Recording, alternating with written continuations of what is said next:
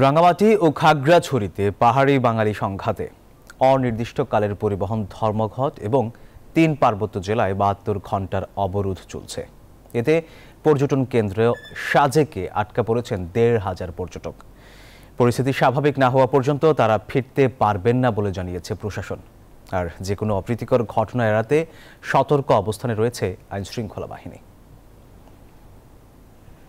৩ পার্বত্য জেলা রাঙ্গামাটি, খাগড়াছড়ি ও বান্দরবানে দ্বিতীয় দিনের মতো চলছে ইউপিডিএফের ডাকা ৭২ ঘণ্টার অবরোধ।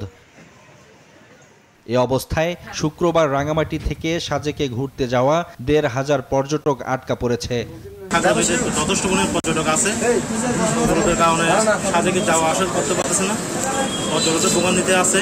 পরিস্থিতি বিবেচনা করে তাদের পৌঁছে দেয়া হবে বলে জানিয়েছে বাঘাইছড়ি উপজেলা প্রশাসন। আরএফএল কিচেন সিঙ্ক, স্বাস্থ্যকর কিচেনের চিরস্থায়ী সমাধান। এখন যে অবরোধ চলছে, অবরোধের জন্য ওদেরকে আমরা মুভ করাতে পারছি না। যদি পরিস্থিতি স্বাভাবিক হয় আমরা খুব সেফলি তাদেরকে মুভ করাবো।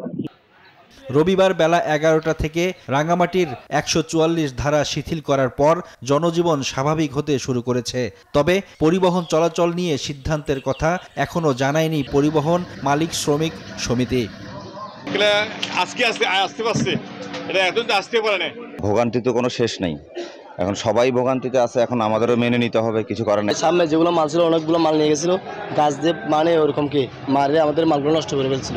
খাগড়াছড়ির জনজীবনেও স্থবির অবস্থা, দোকানপাট শপিং মলও খোলেনি। পরিবহন সংকটে ভোগান্তিতে পড়েছেন চলাচলকারীরা। পরিস্থিতি স্বাভাবিক করতে কাজ করছে আইন শৃঙ্খলা বাহিনী।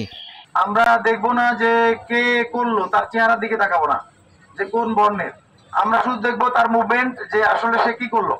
তার এই কাজটি যদি আইনের দৃষ্টিতে অপরাধ হয় অবশ্যই তাকে আমরা পাকড়াও করব। তবে বান্দরবানের পরিস্থিতি স্বাভাবিক রয়েছে। শুক্রবার তুচ্ছ ঘটনায় খাগড়াছড়ি ও রাঙ্গামাটিতে ৪ জন নিহত হয়। এর জেরে অবরোধ কর্মসূচির ঘোষণা দেয় ইউপিডিএফ। একই সঙ্গে রাঙ্গামাটিতে সংঘর্ষের প্রতিবাদে মালিক শ্রমিক যৌথভাবে অনির্দিষ্টকালের পরিবহন ধর্মঘট ডাকে। Desk report, news 24।